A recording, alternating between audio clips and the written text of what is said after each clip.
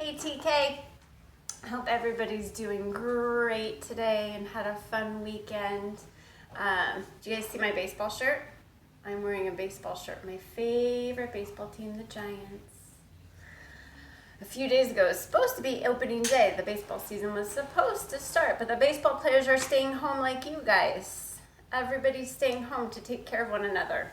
So they are staying home like you guys, so there's no baseball season, and I feel kind of sad about that. I miss baseball. My family misses baseball. We like baseball a lot. We miss Major League Baseball, and the boys are very disappointed that they didn't get to play their baseball season, and I miss watching them play baseball. That's one of my favorite things to do. So sometimes that makes me feel a little bit sad. So today I put on my baseball shirt, and I'm going to read you guys a baseball story.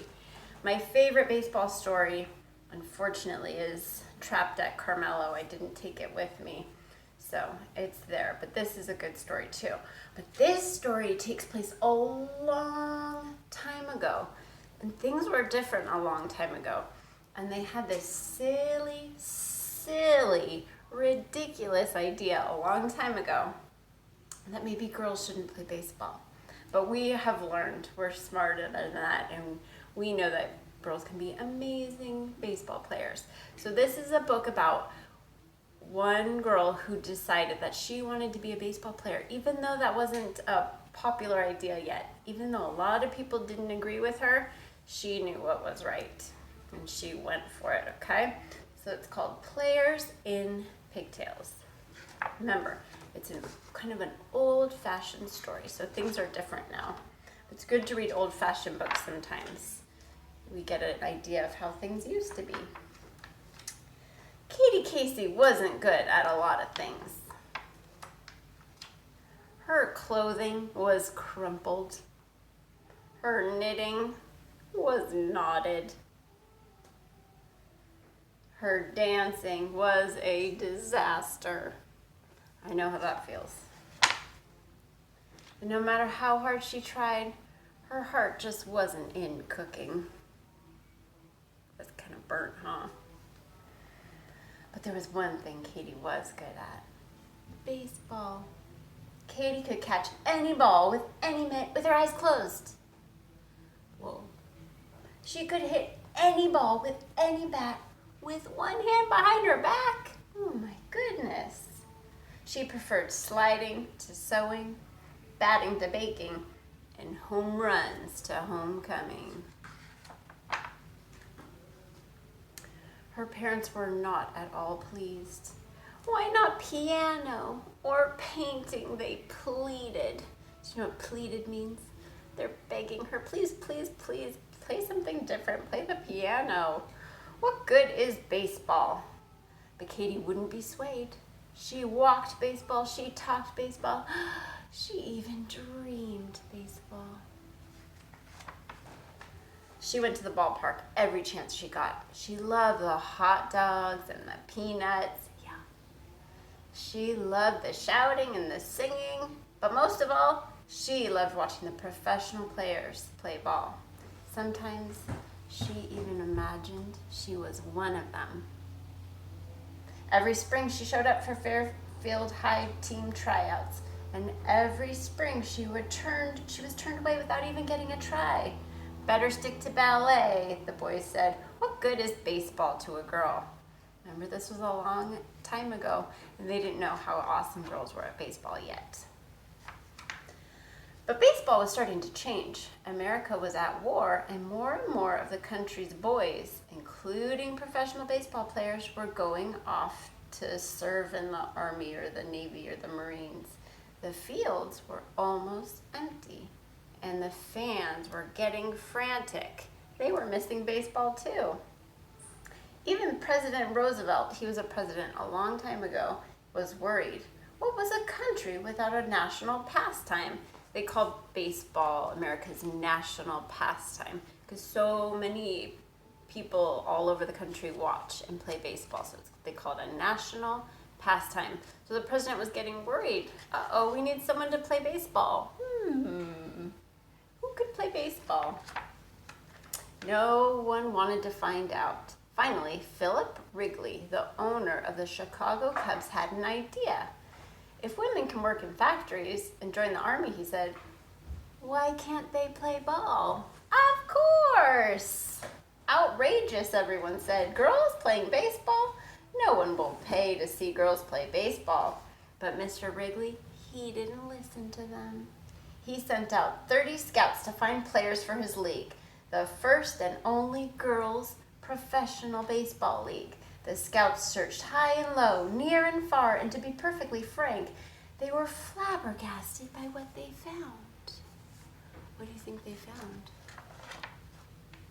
All over the country, girls were playing ball, and they were playing just as good as the boys. But we already knew that, huh? In Washington and Texas and California and Florida and Louisiana and New York, all over the country. One of them was Katie Casey. Say, sister, said a scout when he saw her curveball, how would you like to go to Chicago to try out for a real baseball team? This is her dream come true. Would she? Katie didn't have to think twice. She went straight home and packed her bags, kissed her parents goodbye, and boarded the very next train. When she got to Wrigley Field, she broke into a grin. There were hundreds of girls. There were farm girls and city girls and tall girls and short girls, girls from far away and girls from down the block. But no matter what they looked like or where they came from, they had one thing in common. What do you think they had in common? They all loved to play baseball. It's nice when you find people who like the same things as you. Katie had never felt so at home. Sign her up, said the coach of the Kenosha Comets when he saw her swing. The All-American Girls Professional Baseball League was on its way. How do you think Katie's feeling right now? Everyone was curious about the strange new happenings at Wrigley Field. Unheard of, said one concerned citizen. Girls playing sports? It certainly is different, agreed another one. Girls in baseball, blurred the newspaper headlines. So it was big news around that girls were going to start playing baseball. It was different. It was new. The league managers heard the talk, and their stomachs started to twitch. They knew their girls were ready to play ball. But was the country ready for the girls? The managers decided to launch an emergency campaign to show the country just how wonderful girls in baseball could be. They designed special uniforms. Then the managers signed the teams up for charm school. The girls were graceful, they were elegant, they were perfectly charming, and they were ready to play baseball. On opening day, 16 swan-like players emerged from each locker room and onto the field. But something wasn't right. Katie heard giggling in the stands. It grew louder and louder. Players in pigtails, roared the crowd. Is this a ballpark or a ballroom? Everyone was laughing themselves silly until the All-American Girls Professional Baseball League started to play. And they played by far the best ball of any team that had ever played. By the bottom of the ninth, the score was the Rockford Peaches 9 and the Kenosha Comets 6. The bases were loaded, and Katie Casey was at the bat for the Comets. She stepped up to the plate and looked out at the stands. She'd been waiting her whole life for this. The pitcher threw the ball, and Katie swung, and crack! Psh, the ball sailed up, up, up into the air. Katie took off running. She's showing them. A grand slam home run, shouted the announcer. The crowd went wild, and Katie cheered right along with them, because for once, no one was asking what good baseball was to a girl. They were all too busy talking about how good girls were for baseball. The end. Good for Katie, huh? Good for everybody. All right, I hope you liked the book, and today you guys get to do Make Believe Monday with your parents again. And I was talking about how my family misses baseball, and I wanted to hear about, and I want you guys to talk to your parents about what you're missing. Maybe you're missing school or a dance class that you took, or maybe your baseball team. And I have an idea that maybe for Make Believe Monday, you can play one of those things that you miss. Like I could go outside with Ben and Andy and I could play baseball with them. If you miss dance class, you can go out and have a make-believe pretend dance class. You could turn your living room into a studio. If you miss TK, you could make a make-believe TK. So that's my suggestion for today. I hope it's fun and miss you guys. Big hugs. Keep being good.